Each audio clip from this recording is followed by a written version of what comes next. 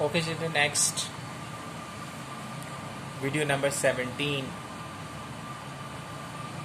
As I discussed in the previous video about equilibrium, now there are two basically conditions for equilibrium.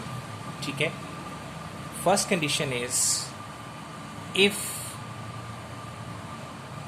there are two conditions for equilibrium, and first condition is in terms of x and y components of the summation of all the forces must be 0.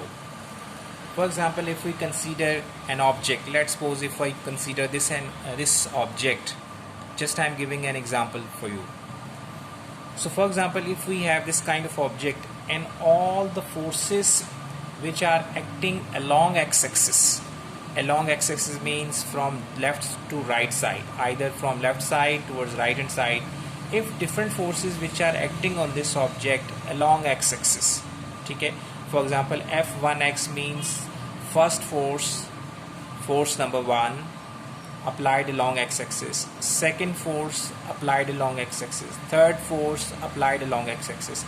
So it means through x-axis, if different forces we are applying, for example one force from this direction, one force from this direction, one force from this direction, one force from this direction, one force from this direction, and all these forces are basically acting on this object along x-axis. Okay, if we find a summation, if mathematical sum of all these forces is Fn, means n forces, means 5 forces, 6 forces, 7, etc.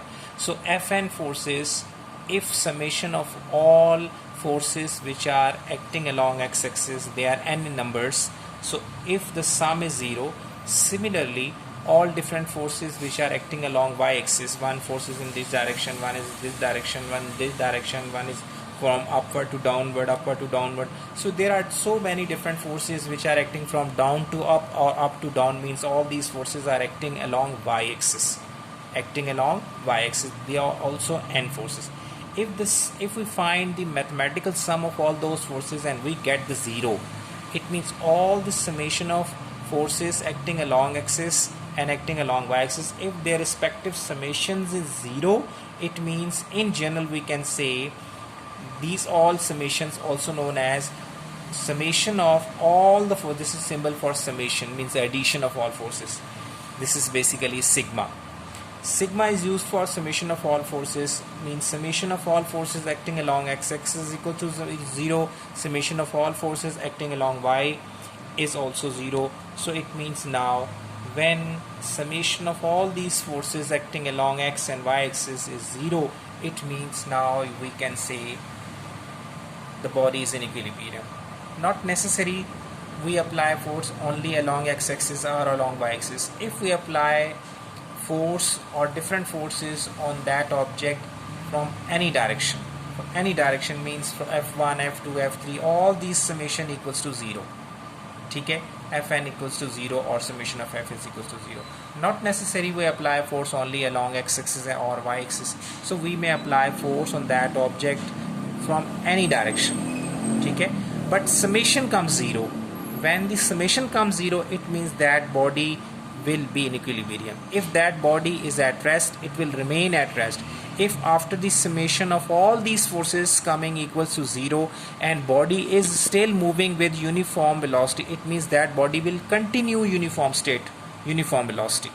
Okay, rest body will remain at rest and the body moving with uniform velocity will continue off. Even then different forces are 0, but mathematical sum comes 0. It means you can say the body moving uniform velocity will continue uniform velocity and body is at rest, will remain at rest, there will be no change. Okay, when there is no change in the velocity, so it means now both bodies are in equilibrium. And that kind of equilibrium is known as static equilibrium, and while the other is known as dynamic equilibrium. Okay.